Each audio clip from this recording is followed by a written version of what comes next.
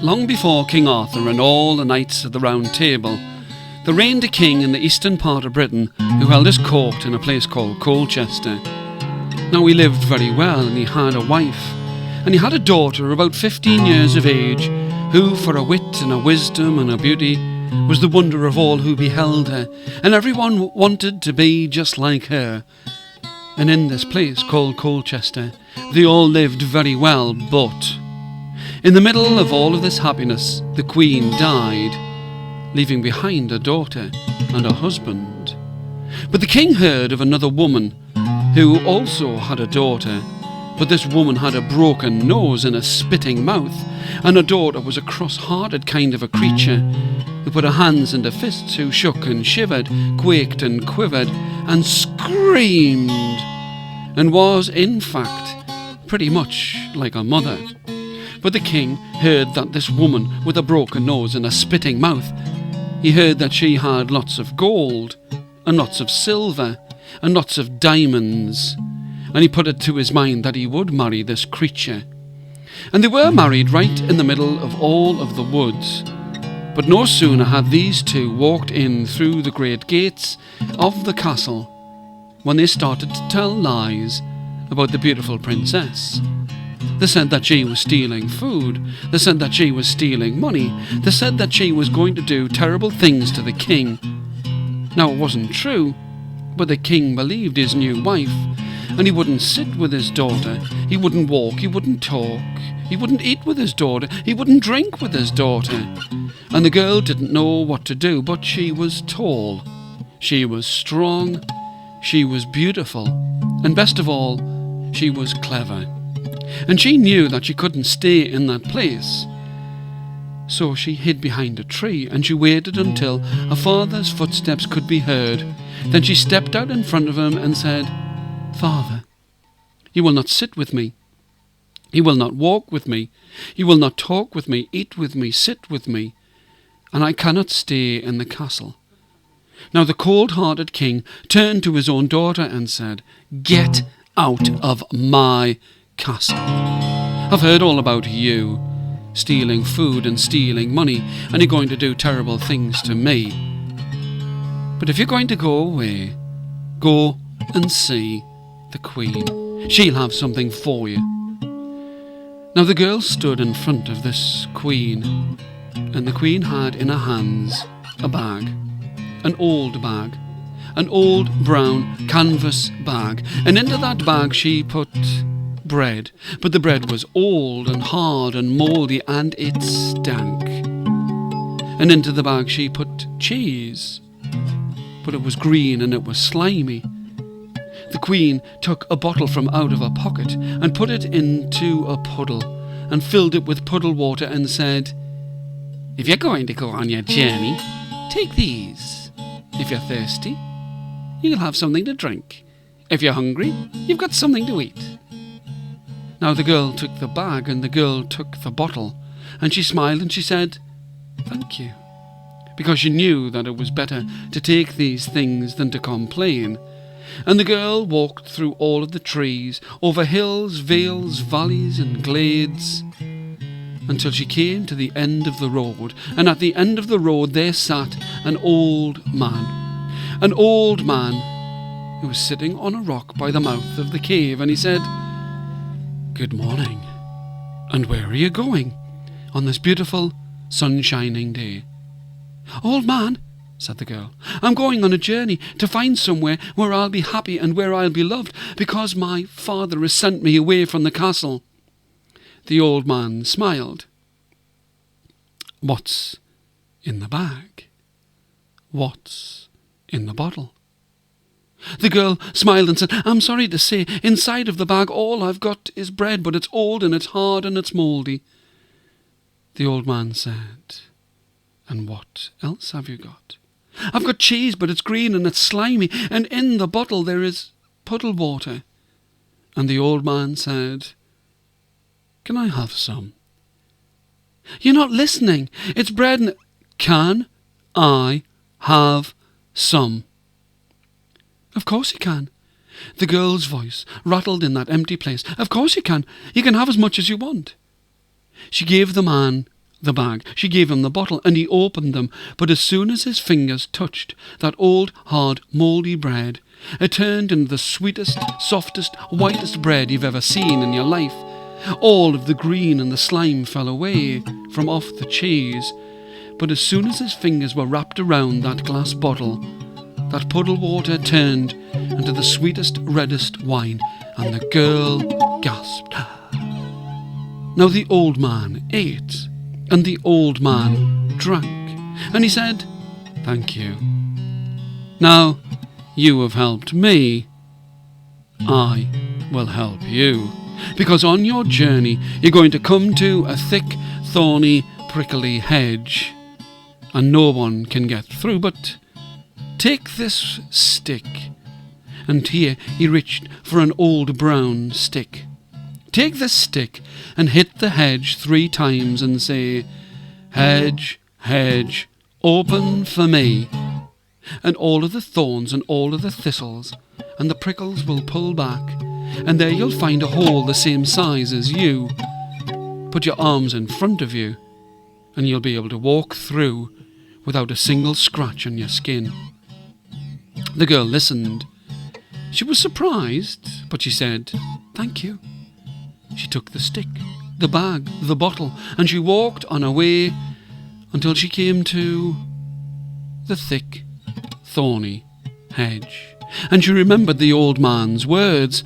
She held the stick high above her head, and she struck that hedge 3 times, saying, "Hedge, hedge, open for me."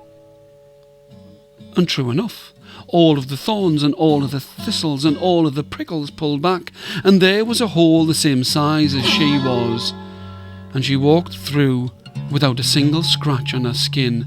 But as soon as she had passed through, the thorns and the thistles and the prickles, they all closed with a great crash. The girl was frightened, and as she looked around her, she could see that there was a great pool of water, a well of water. Now she was cold, and she was tired, and she was thirsty, and she went and sat down by the side of the well. But as soon as she had sat down and placed her hand inside of the old brown canvas bag, out of the well came a beautiful, round, shining, golden head. And it sang, "Wash me and comb me and lay me down softly and put me on a bank to dry, and I will look pretty when someone passes by." The girl looked. A golden head. No neck, no body, no arms, no legs, nothing more and nothing less than a golden head. She picked it up, put it on her lap, and combed its hair with a silver comb, and the golden head smiled. She put it down in amongst all of the flowers.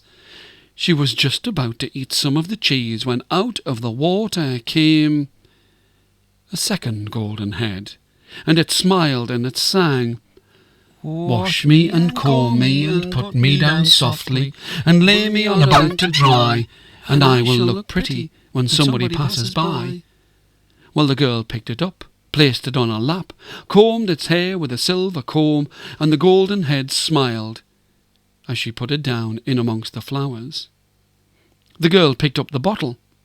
She was just about to drink some of the red sweet wine when out of the water came a third golden head, and it smiled and it sang, "Wash me and comb me and put me down softly, lay me on a bank to dry, and I'll look pretty when somebody passes by."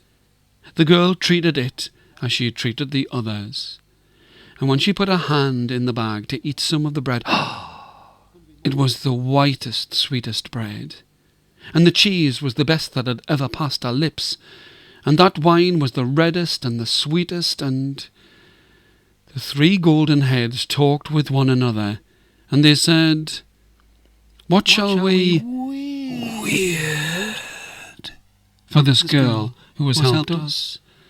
Now the first golden head said, "I shall weird for this girl that she shall have the most beautiful face." And it was done.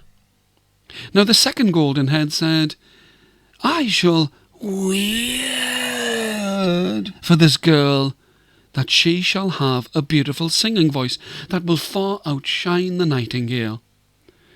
But the third golden head said, My gift will not be a small gift, because she is a king's daughter, and I shall wait for this girl, that she shall marry a prince, the strongest, most handsome prince who lives in all of this land.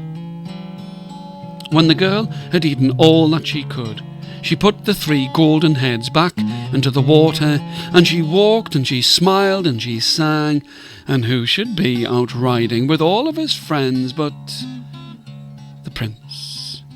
And when he looked at her beautiful face, and when he heard her beautiful singing voice, he fell desperately in love with her. He fell on his knees in front of her. He looked at her and said, Will you marry me? Now the girl looked at him, and he looked at her, and they liked what they saw.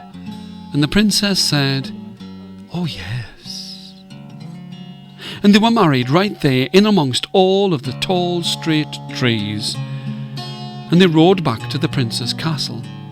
But when he found out that she was the king of Colchester's daughter, he said, We must go and tell your father the king, and show him how well you have done on your journey. They mounted up on their horses and covered them with great gems of gold, and they rode back to that castle in that place called Colchester.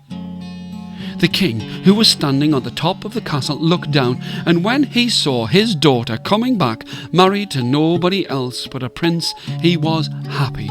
In fact, everyone was happy. Everyone danced, everyone sang, everyone ate, there were 2 people who weren't happy to see this princess come back. The queen was not happy, and her daughter was not happy. But at the end of 3 days and 4 nights, the king said to this prince, Would you be happy if I was to give you 1,000 pieces of gold? And the prince said, No, I do not need your gold. I am happy with this girl by my side. She is the greatest of all riches in all of the world. And here he placed his arm around her shoulder.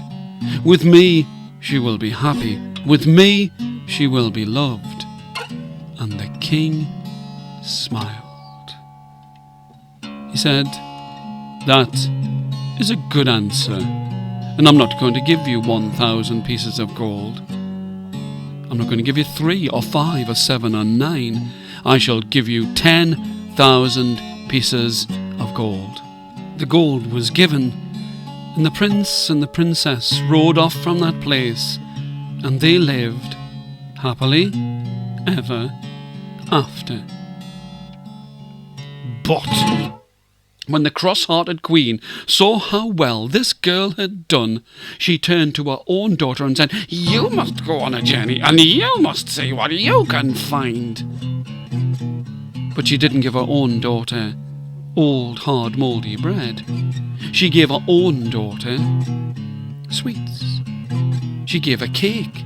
She gave her a large green glass bottle that was filled with blood-red wine. She said to her own daughter, You must go on a journey, and you must see what you can find. But this girl did not want to go on the journey. She was happy where she stood inside of the castle. But she knew that she must go, and she too walked through all of the trees, over hills, vales, valleys and glades, and she walked along the same road that her sister had trod, until she came to the end of the road, and there sat the old man on a rock at the mouth of a cave, and he said, Good morning, and where are you going on this beautiful, sun-shining day? This girl put her hands on her hips and said, Mind your own business, old man. The old man had never been spoken to in this way, but he said, What's in the bag? What's in the bottle? this girl put her hands on her hips and said, "Mind your own business, old man. In my bag I've got good things, and in my bottle I have good wine, and you won't be bothered with it." "Does that mean you won't give me any?" "No, not a crumb, not a bit, not a drop, not a drip. Not unless it should choke you." "In that case," said the old man, "I'm not going to help you." "Good," said the girl. "I don't need your help." And she walked on her way till she came to the thick, thorny, prickly, thistle-filled hedge.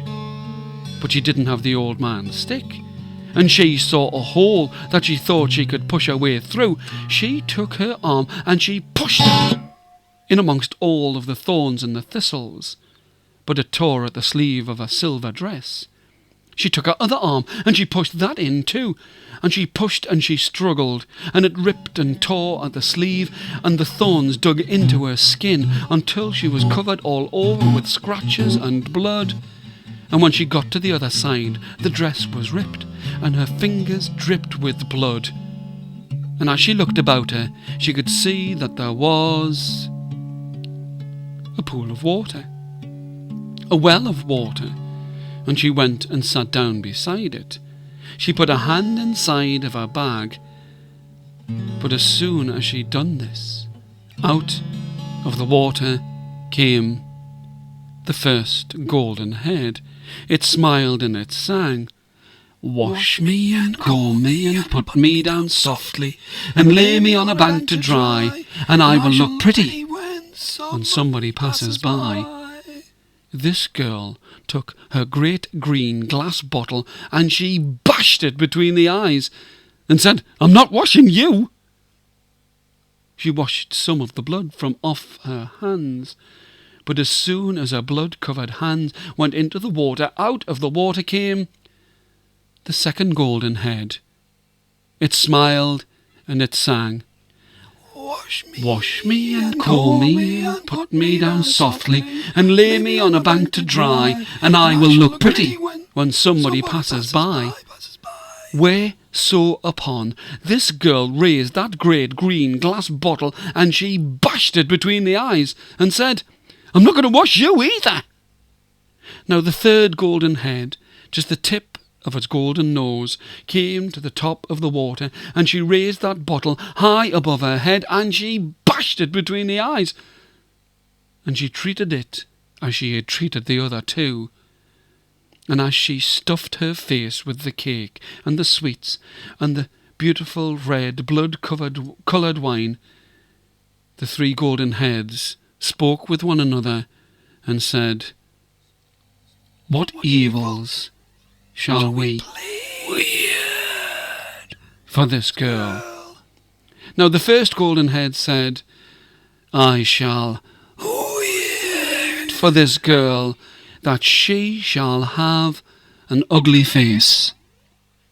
And the second golden head said, "I shall weep for this girl that she shall have a voice that will far outshriek the corncrake." And it was done. Now the third golden head said, My gift will not be a small gift, because she is a queen's daughter, and I shall weird it that she shall marry. She shall marry a shoemaker. Now the girl walked on her way, and she didn't know that her face was ugly. She didn't know that her voice was so terrible. And she smiled and she sang, and she came to a town. But everyone inside of the town, when they saw her terrible face, and when they heard her screeching voice, they all ran away from her, all except for the shoemaker.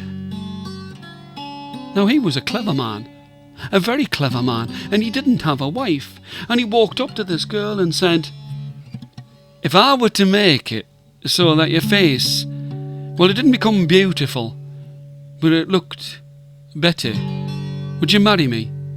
And the girl said, "Oh yes, I'd marry you." He said, "If I were to make it so that Your voice didn't sound beautiful, but it sounded better. Would you marry me?" And the girl said, "Oh, yes, I'd marry you." Now, he was a very clever man, and he waited his time until she stopped being so cross, and he used some ointment on her face, and her face didn't become beautiful, but it did become better. And he used some medicine on her throat, and her voice didn't sound beautiful, but it did sound better. She said, "We must go back and show my mother, the Queen, how well I've done on my journey."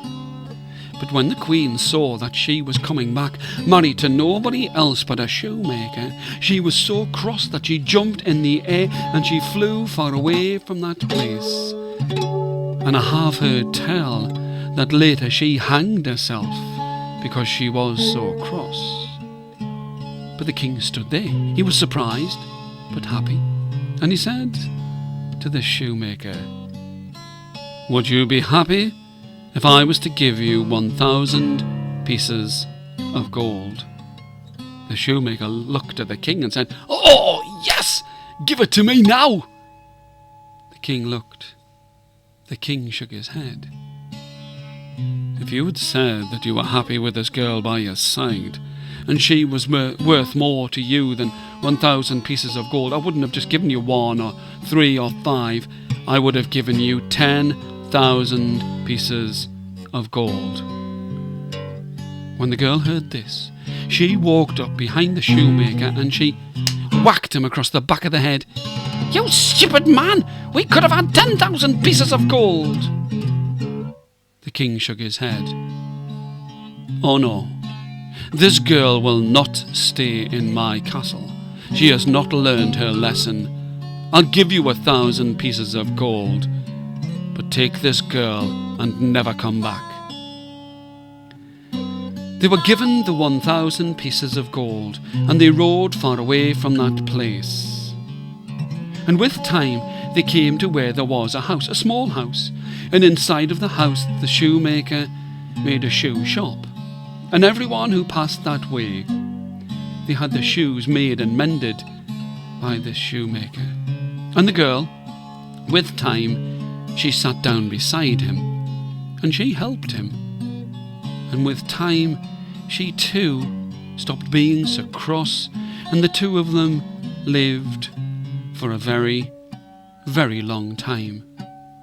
And if you go to that place, and you hear tales of a shoemaker who has sitting by his side a girl in a silver dress that's been ripped and torn but stitched back together, then you'll know that my story is a true story.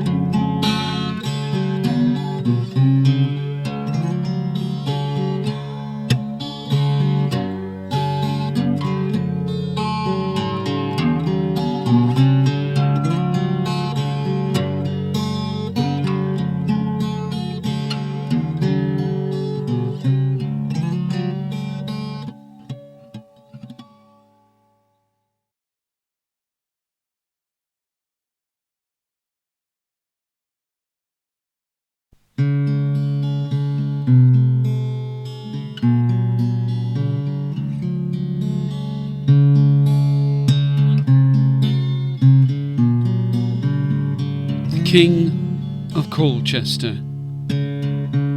He walked up the stairs to the huge turrets at the top of this place and spoke slowly to himself.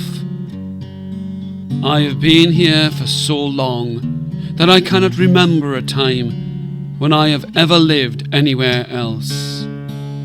The king was sad to look out over the top of the great castle of Colchester and think that he was alone.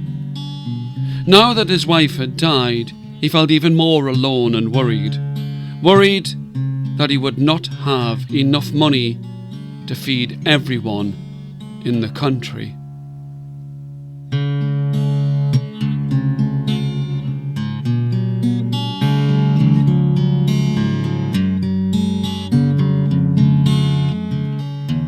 The Queen of Colchester. I wish that I had never been so far away from my daughter as I am now. As I look down on her from above, I can see the way that she is treated by that witch of a woman. If I was still alive, as I am now dead, then my husband would not be blinded by a witchetty craft. I would let him know how stupid he is being. This is the daughter that we brought up together. We held her through all of her illnesses and kept her safe from all harm. I cannot believe that his love for money has let this beast of a woman turn his heart to stone.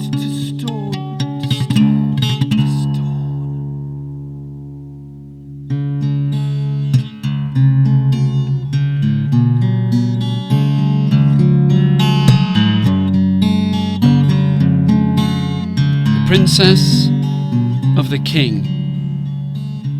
Oh, I have always loved the woods, and now that I walk away from Colchester, I am tired and I am hungry. I don't know what I'm going to do, as it's getting later and I am so hungry. Perhaps I should have told her that I wasn't going to take her stale, mouldy bread and slimy cheese.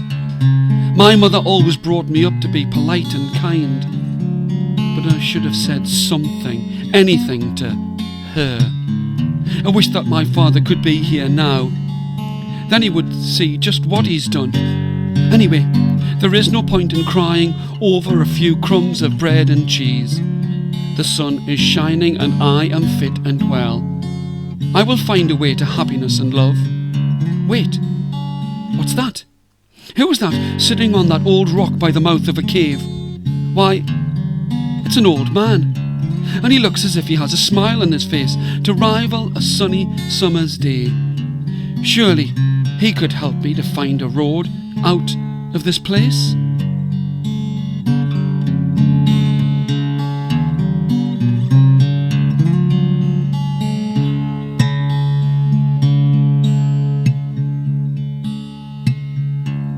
The broken-nosed, spitting queen. I'm glad she's gone. The queen's words were bitter and twisted as they fell out of her spitting mouth. She was too beautiful by half. It served her right that a fool of a father believed me and my own sweet daughter. If anyone who had such a curve and a curl to their lips could smile, then this queen with a terrible face and manners was smiling. To anyone who had been passing, it would have looked like a face in pain, but still she spat the words out. Now that I am truly the Queen of Colchester, things will be different. Very different indeed. She danced on the brown dirt beneath her feet as she stood by the tall trees that surrounded this beautiful place.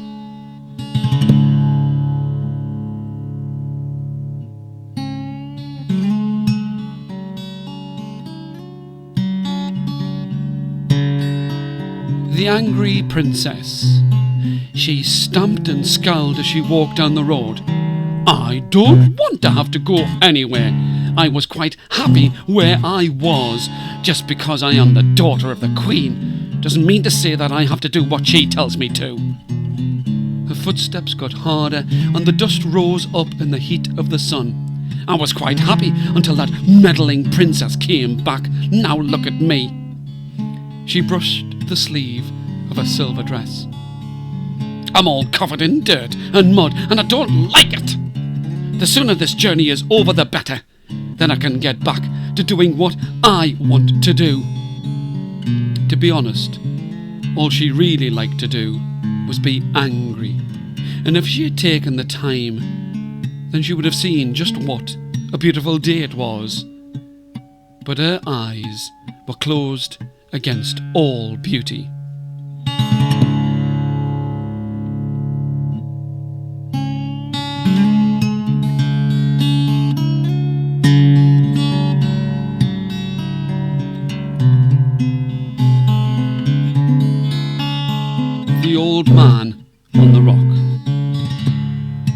do not believe in magic, but I know that I can change things that are given in friendship. I love to share everything. This girl in front of me now has a smile that would melt the hardest of hearts. She looks so beautiful, and she was so willing to share her bag and her bottle. It is the least that I can do to give her my old cracked walking stick. It will never again be used by me. I am happy here, in the mouth of my cave, at the foot of the road.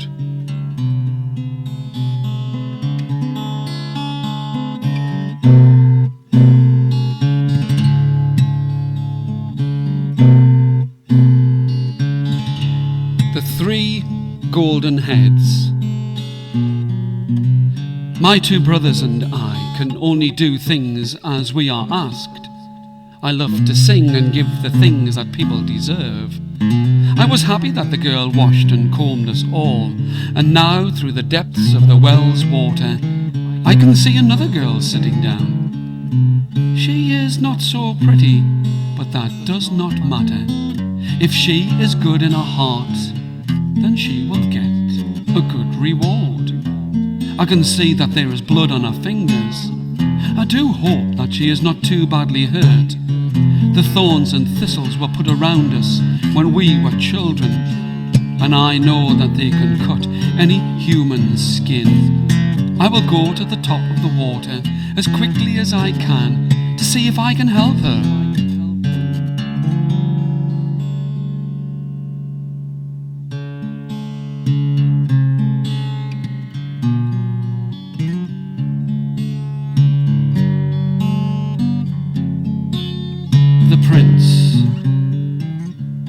Oh, I have never seen such a beautiful woman in all of my life. I will stop all of this hunting at once. This girl might not want to see any animals killed in her presence. The prince mouthed the words, but did not speak out loud. He raised his velvet-gloved hand high in the air to show his friends that the hunting had ended. They were amazed when he jumped from his horse, and with a single stride he was at her side. Anyone who looked could tell that he was desperately in love with this girl with only a single glance, and everyone agreed that she was incredibly beautiful to behold. Princess, for that is who you must be to be so beauteous.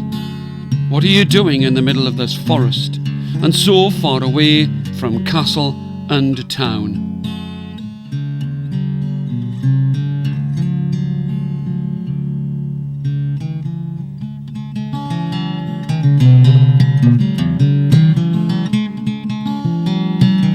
I am so lonely. I've never been able to find a girl or a woman who would be my wife. I wish that I could find someone, anyone, who would be kind enough to share my life with me. Why are all of those people running? And what is that terrible noise? I can see something, someone moving behind them. What is it? Or should I say, who is it? I can't see too well these days, but it looks like a woman in a torn silvery dress. I've never liked the people in this village, and now they're being so cruel to someone so less fortunate than themselves.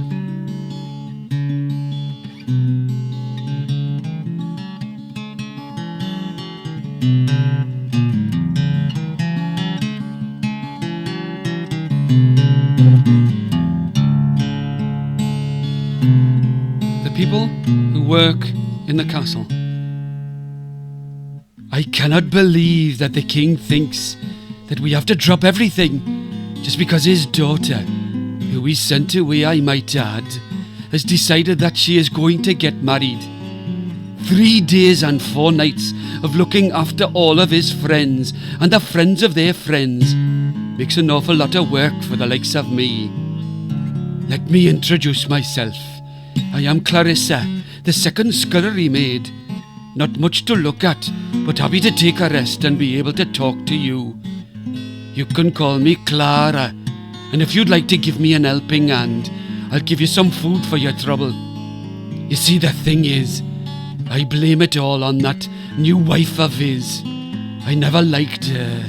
She has a funny look in her eyes, and she almost drowns you when she speaks. Nothing's ever good enough, especially if it's for that monster of a daughter of hers.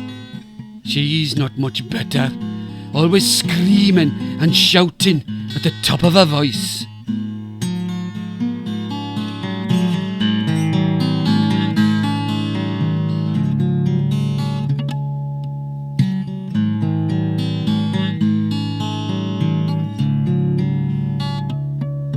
The people who come to the wedding of the princess.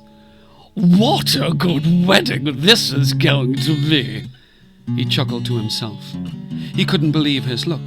Gerard Penhaglian might have had a castle of his own, but it was crumbling and wrecked, and he hadn't eaten for the longest part of a fortnight. To be invited to his third cousin removed on his grandfather's side was an opportunity too good to miss. I have a bag at my belt for all of the food I'm going to take away from here. You see, he had a plan. He would cram his mouth as full as he wanted, with as much as he could at the table. And he had a bag secreted at this waist that would hold even more than he could stuff down his neck. Greedy Gerard was a name that might have made other people cry, but this member of the Penhaglian family was happy to be thought of as a pig of a man. I cannot wait to get to that table.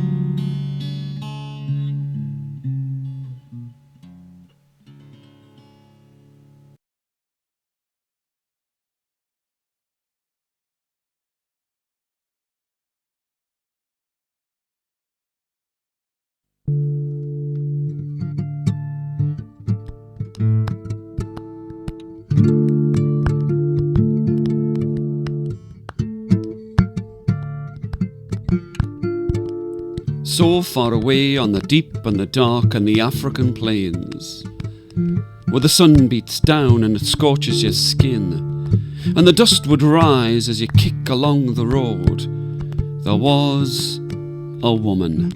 And Jalara was her name, and she lived in a house by the side of the river, and she lived in the village, and she lived very well, and she lived with her husband.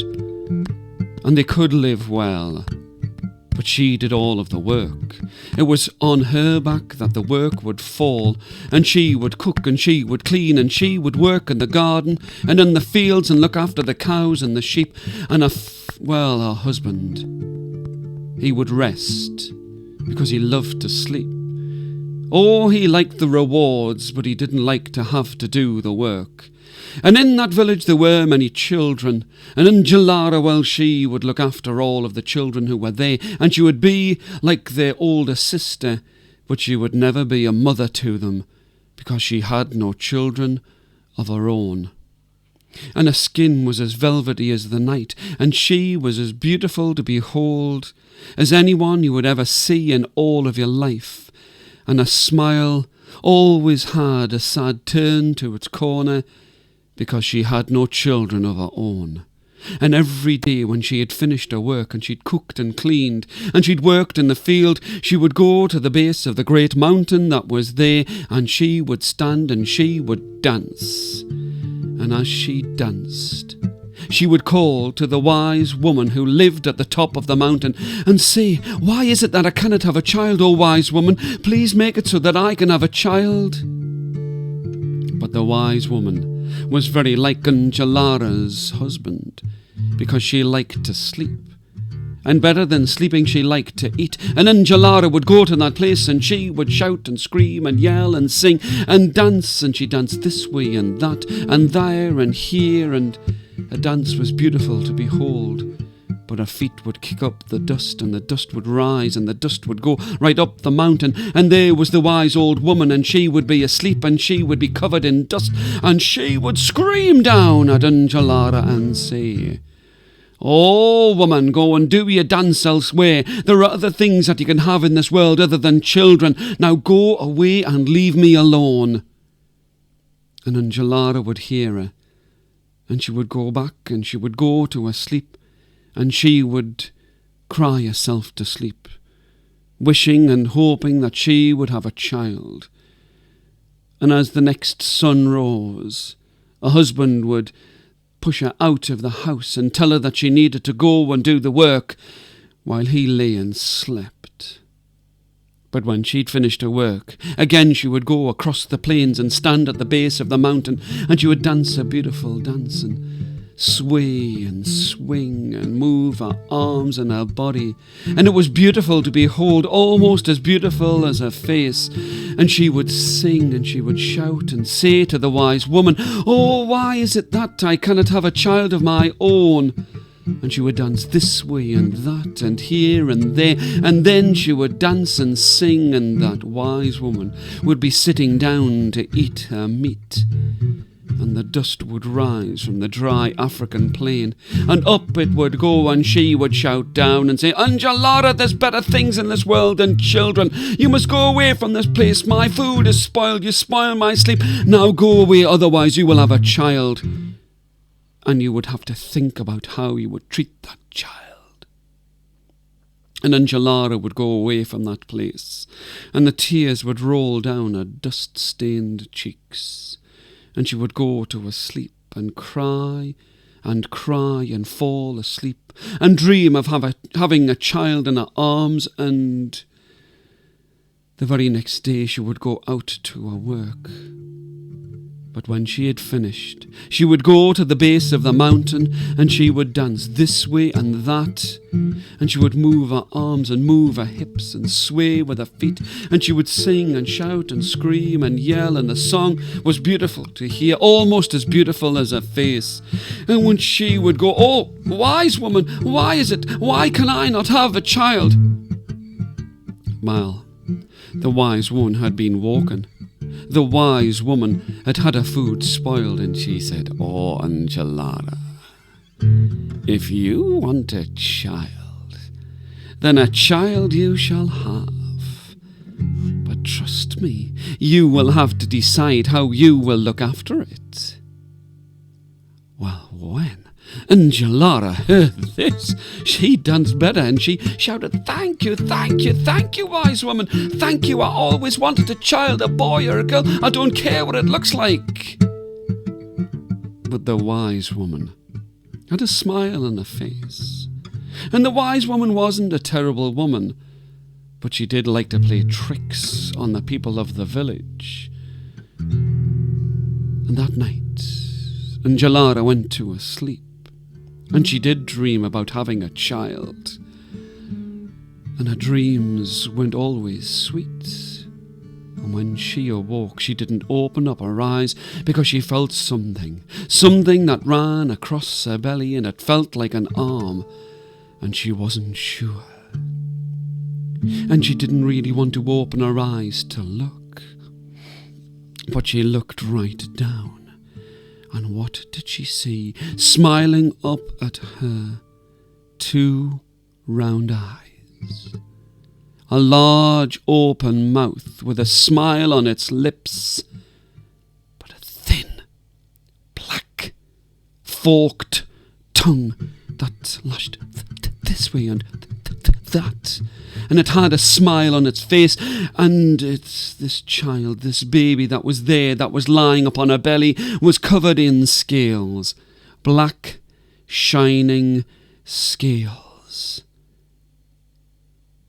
Because Angelara, she'd been given a child by the wise woman who lived on the mountain, but this was a snake child, blacker than the night.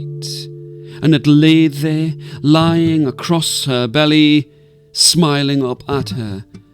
And Angelara looked at this snake child and said, "Oh, Kihilihili, Kihilihili, Kihilihili, oh, you are the most beautiful child in all of the world."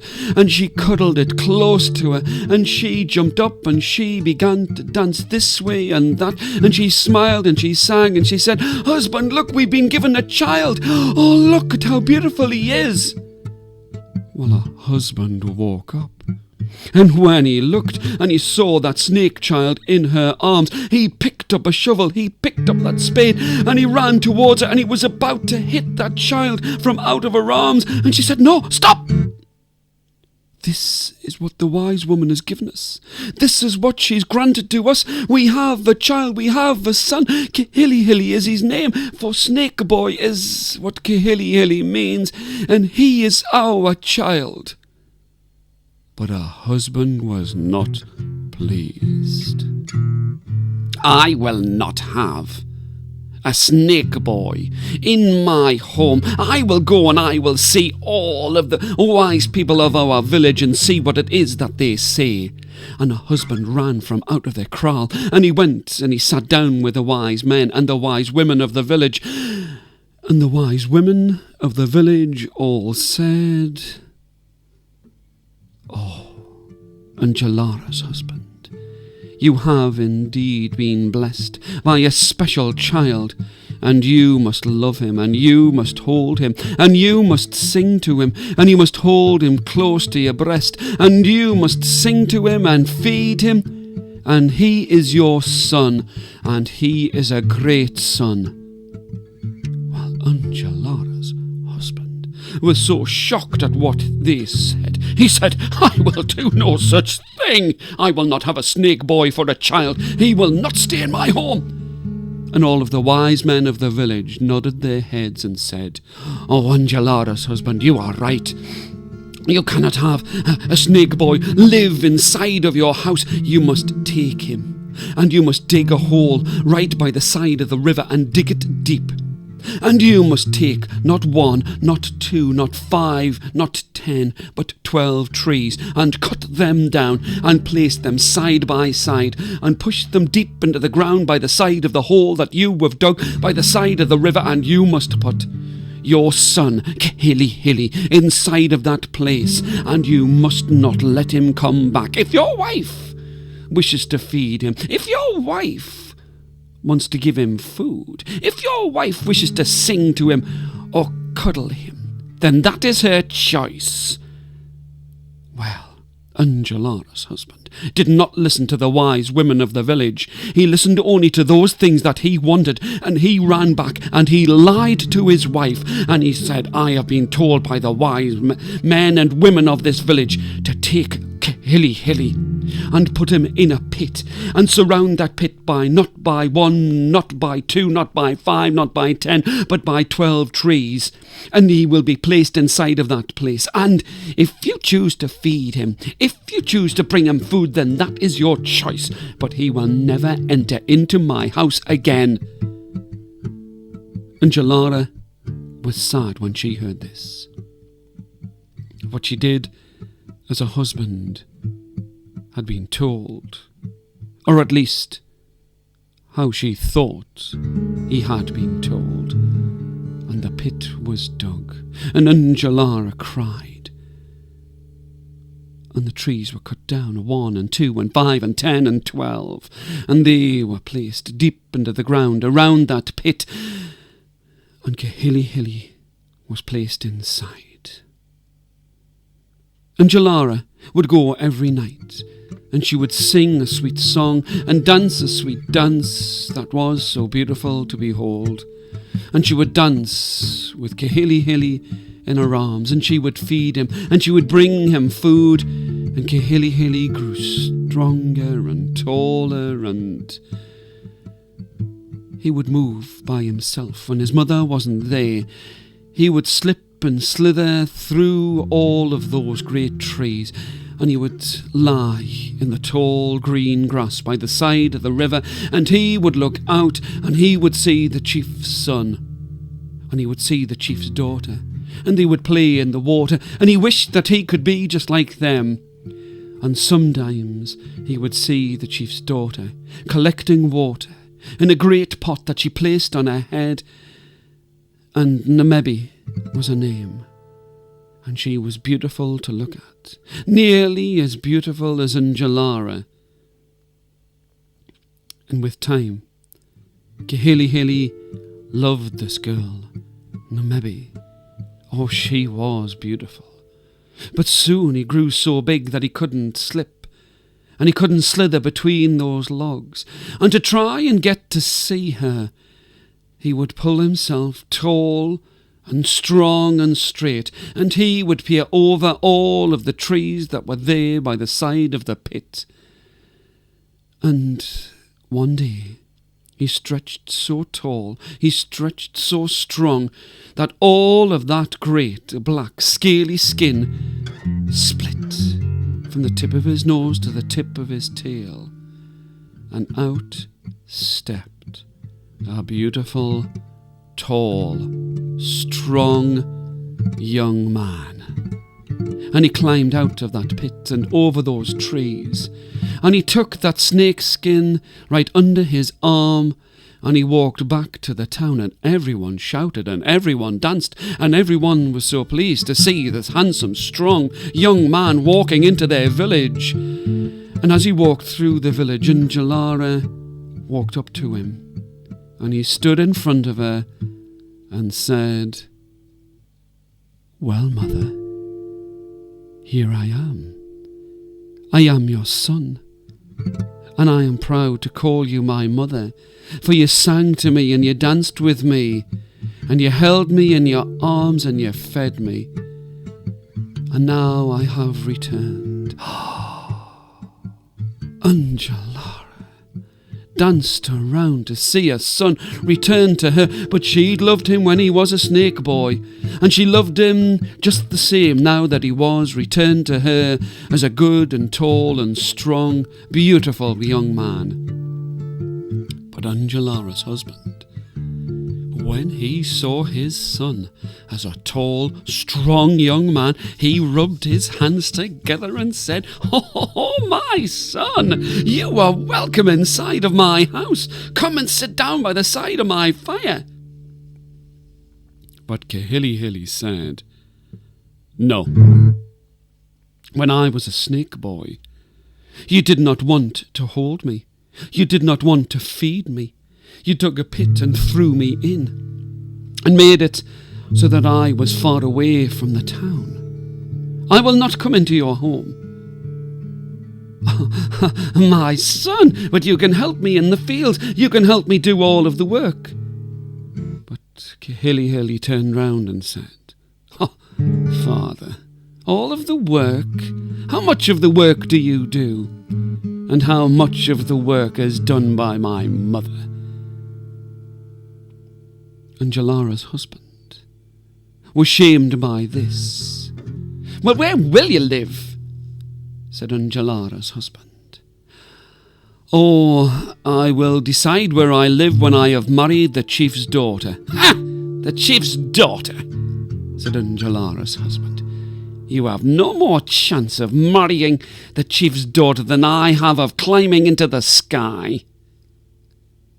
You have no gold. You have no silver. You have no cows. You have no sheep. And the Mebi will never look at the likes of you.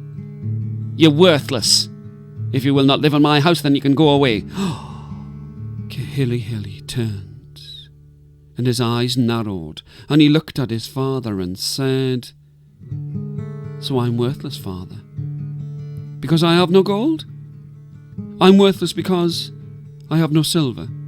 I'm worthless because I have no cows or sheep? Is that what you tell me?" "Yes," said his father. "Then you should watch."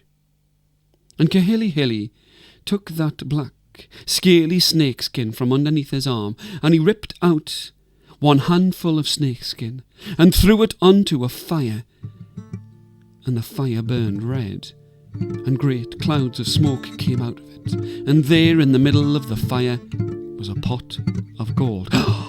Said Kihilihili's father, "Oh, my son, I'm very sorry. Oh, I like the look of that gold that you have. I'm sorry that I said that you were worthless, but still you would need more than that."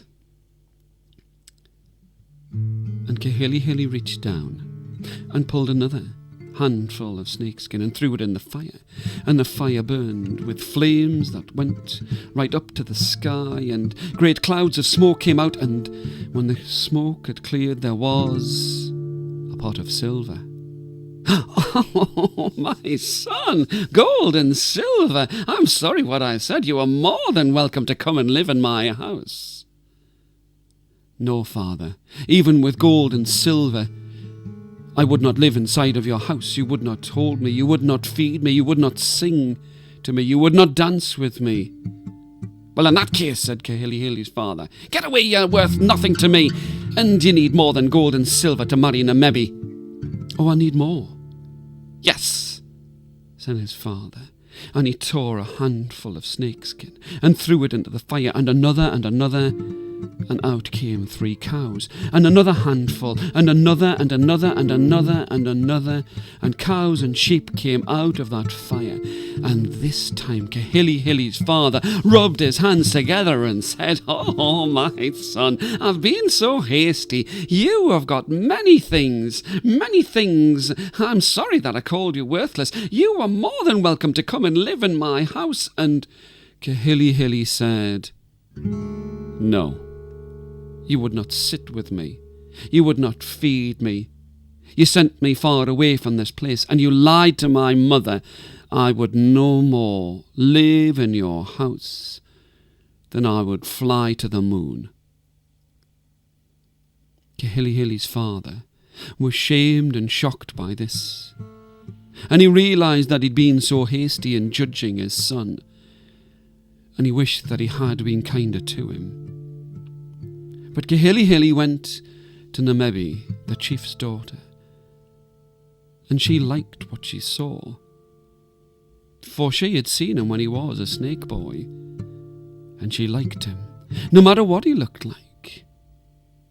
And the 2 of them were married, but they didn't live inside of the town, not close to Kihilihili's father.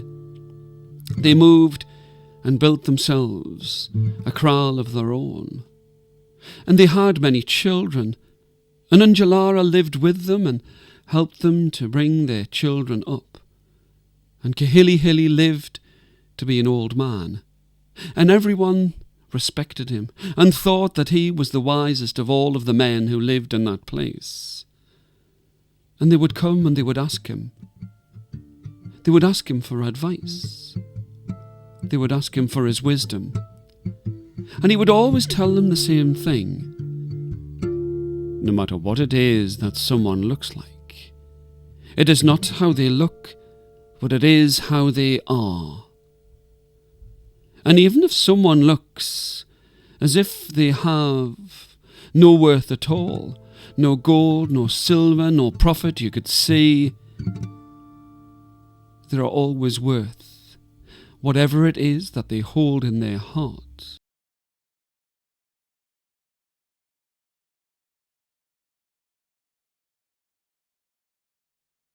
And this story is called Glooscap. Glooscap, well, it might sound like a very strange name, but a long time ago, in amongst the woodchuck tribes, there was a woman who was good and strong and kind. Everyone in that village loved her. She would have a smile on her face, but the corners of her smile would always be turned down because she was, inside of her heart, very sad. And she was sad because of one thing. She had had a child a long time ago, a baby boy, but the snows had come. Do that with me. But the snows had come and the ice had formed over the rivers and there wasn't much to eat, and this baby had not lived. And the woman was sad because she always thought about her child, and when she thought about her child she cried, and when she cried the tears would roll down her cheeks and make a huge tear on the tip of her chin as big as a diamond. Show me like this. As big as a diamond, and it would fall into the river. And this woman was called Malquase. Can you say that with me? She was called Malquase, which in the woodchuck tribe language means the woman who cries just like a river. And that was what she did. In the morning she would cry, in the afternoon she would cry. She would think about this, and her heart was as close to being completely broken as anyone's heart has ever been, and she was sad. But in that place there was no time to sit, no time to lie, no time to do nothing else except live. Times were hard, and she would have to go out where the trees were, where the trees grew tall and strong, and she would walk in amongst all of the trees and pick up branches and collect them up so that she could make a fire inside of a tent so that she would be warm. And as she was collecting the sticks, she would take them and put them under her arm and put them in a bag that she held at her back, and she would collect them all up, and she had a great bundle of sticks and twigs that she could burn on a fire. And she was working so quickly that her hand just went down to the ground and grabbed and snatched at the wood on the ground, and she put it underneath her arm, and then one time she raised her hand down and she felt a hand inside of her hand. The woman was surprised, a little shocked, but surprised, and looked and saw a child's hand, a small boy's hand. And this hand was inside of her hand, and she dared not look, and she looked over and she saw a child with a smile on his face and huge golden eyes, and he smiled at her, and she said, "Who are you?" And the boy said, "Mother." She couldn't believe it. "What is your name?" The boy said, "My name is Glooscap, and you will look after me, and I will be like your son if you will be a mother to me." The woman, Mulquase, looked and said, "Of course, I will look after you." And she walked with this child all the way back into the village. Everybody who was there looked and danced and shouted and sang because they could see on Mulquase's face how happy she was. Glooscap went inside of a tent and slept that night, but the very next day he said, "Mother, I must go and make a stone canoe. I want to go far across the sea, across the ocean, to see what I can see." His mother looked, and she saw hanging down from his neck that there was a whistle that was made from a single twig from a tree. She said, "What is that, and where did he get it?" Glooscap said, "This was given to me by a stranger, and if you blow on this whistle, any animal that is close by will come and stand in front of you. But you must not tell anyone about this whistle." She promised that she wouldn't. Glooscap went out. He found a big stone, longer than this room, wider than 3 men, and he started to cut and hack into that great stone to make a stone canoe, to make that boat. And he worked well, and he worked hard, and off he'd gone. And when Mulquase came back into the tent, she looked there, right beside the fire. She thought it was just a twig, but it wasn't. It was the whistle. "I'll pick this up," she said to herself. "I'll try this, see if it works." Away she walked to the top of a small hill. She stood on the top of a small hill. She took that whistle and she blew. And not a single sound came out of it. She thought, "It must be broken. Oh, I do hope that I haven't broken this thing." She took it, and one last time she took a great deep breath and she blew. And still not a single sound came out of it. On that hill, it was surrounded by tall, green, sweet grass. She was just about to turn round and walk all the way back to the village when she looked, and in the distance she could see that the grass was being trampled down. And over there, from beside the river, more of the grass was being trampled down, and she looked and she wondered, and she stood and she waited, and sure enough, there was 2 animals. One was a deer with great horns on its head, and it stood in front of Mulquase. And then she looked, and at her feet she could see a beaver. I know that you've seen beavers with a long teeth and a big flat tail, but this beaver had in its mouth a twig, a golden branch.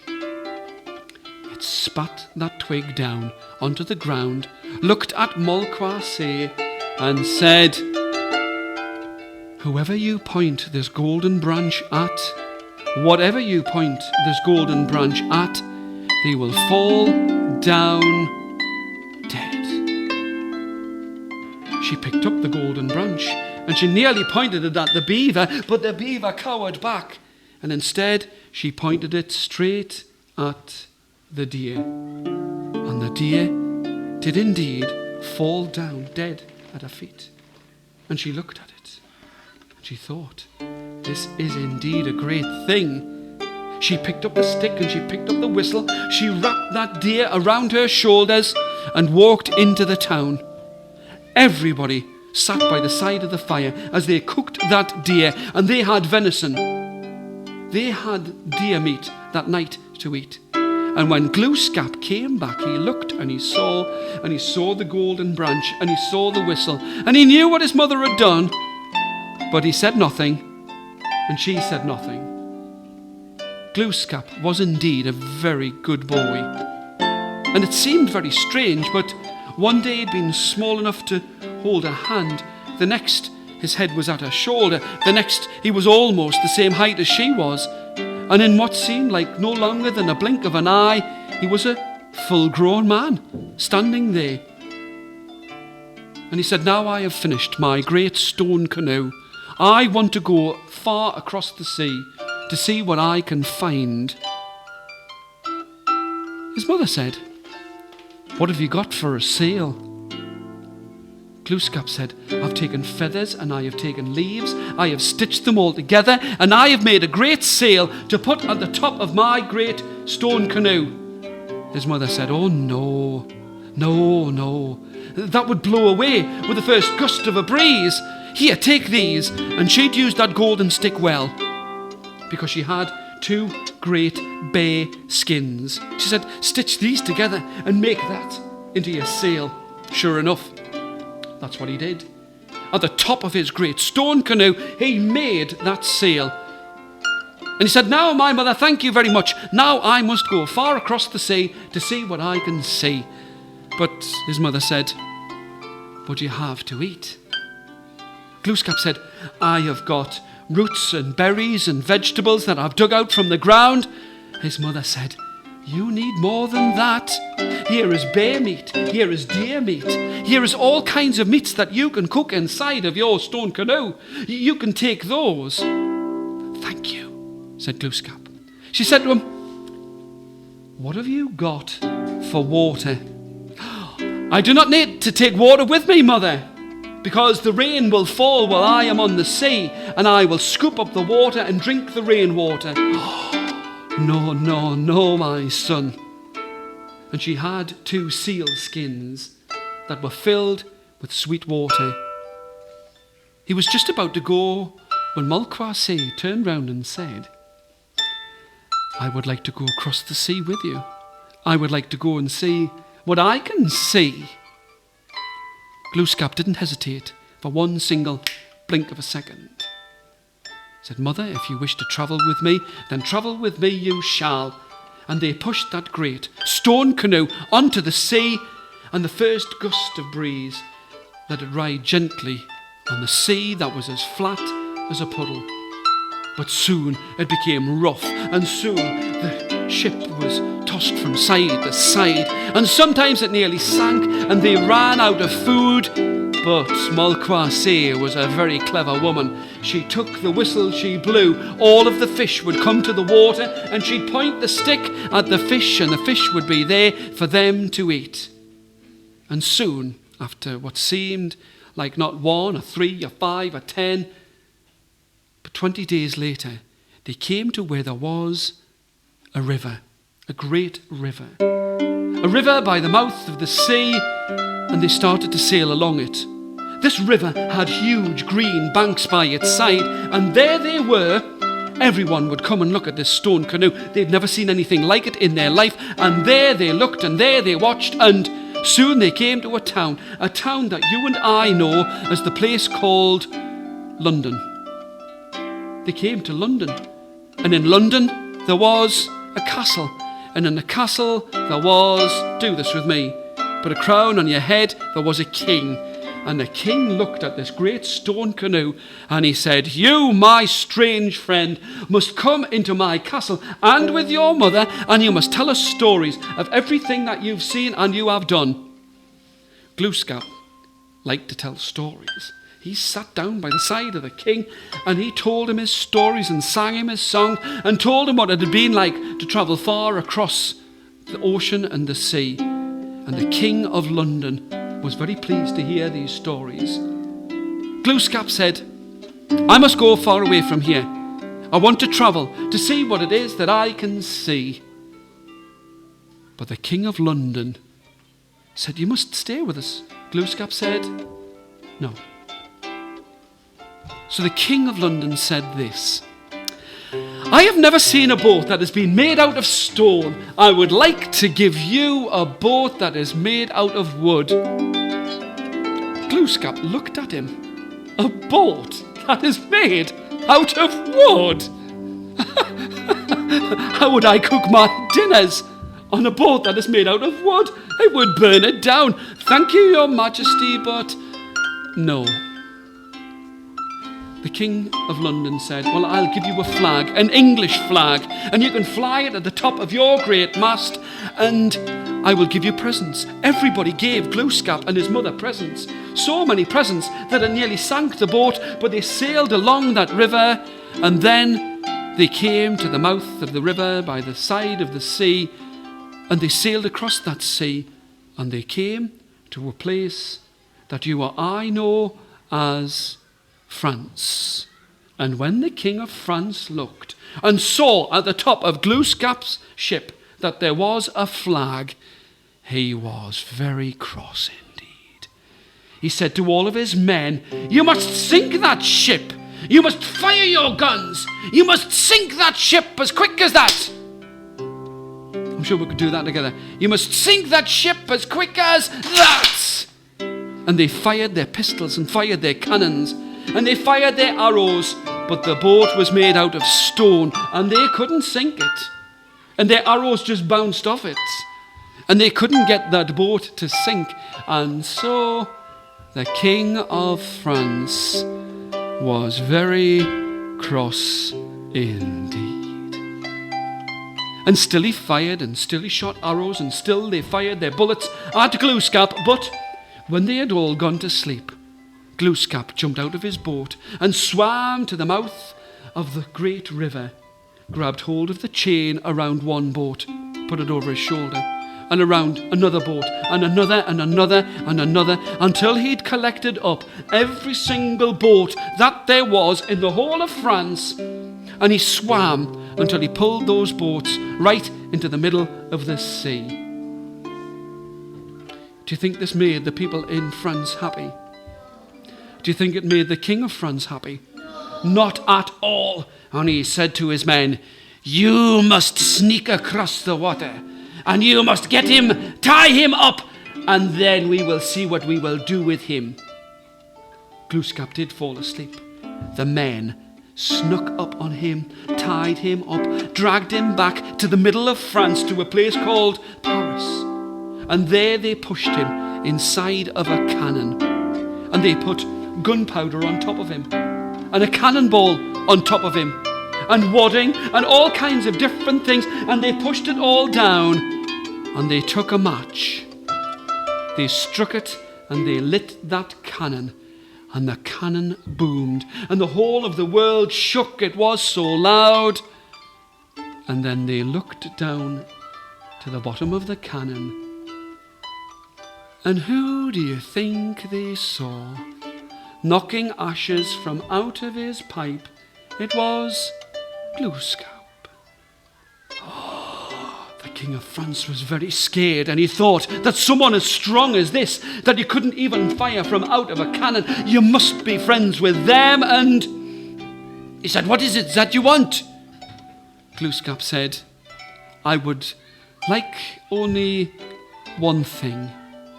I would like you to stop fighting me. And I would like this. My mother wants to be christened. The King of France was very pleased because he thought that Glooscap was going to do terrible things to him. He said, I can have it so that your mother will be christened. And she was taken into a great church, placed inside, and Malcroissy was christened. But not Malcroissy. they changed her name to Molly, which was the closest word that they could think of. And Molly and Glooscap were given presents, a French flag to fly at the top of their mast. And they sailed far across the sea, all the way back to where they had come from, to their village. And they would sit every night, sit down by the side of a fire, and they would tell stories about the river that led to the city of London, the King of London, and the King of Paris, and the things that they did. Now, I know that you think that it was people from Europe who discovered the people who live in America.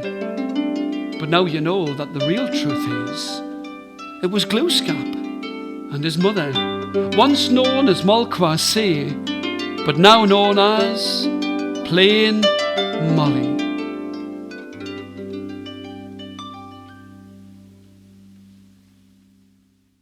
And that's the story of Glooscap.